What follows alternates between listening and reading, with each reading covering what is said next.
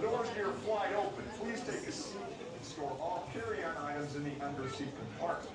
This includes cameras, purses, hats, and of course, these little beauties.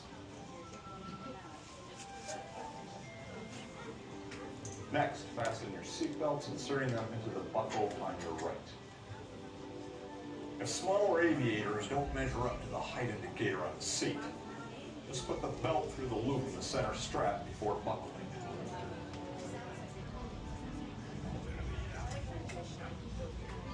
That's what it out. Soon you will be airborne.